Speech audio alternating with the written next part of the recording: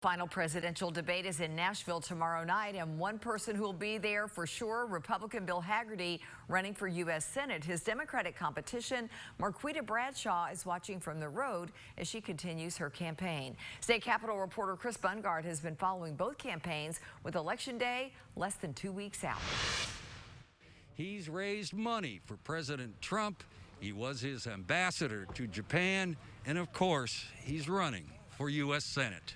Like hundreds of thousands of Tennessee early voters, Republican U.S. Senate candidate Bill Hagerty stood in line Wednesday to cast his ballot. And I'm so delighted to see the turnout today. He was asked how President Trump would do at Thursday's debate in Nashville with a sometimes muted microphone. I think the president's going to be able to adjust to any format, anything that they throw at him. He's dealt with this for years.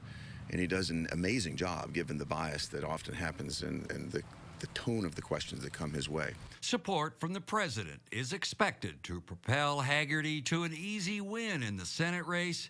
Hagerty will be at the debate watching the president.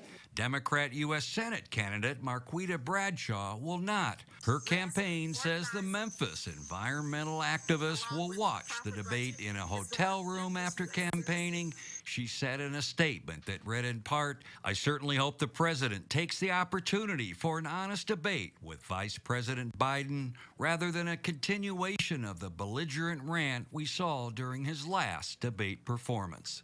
And there's one thing that remains certain in this Tennessee U.S. Senate race.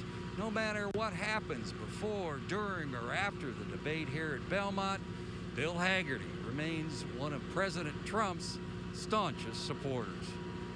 Reporting from Nashville at the Belmont debate, Chris Bungard.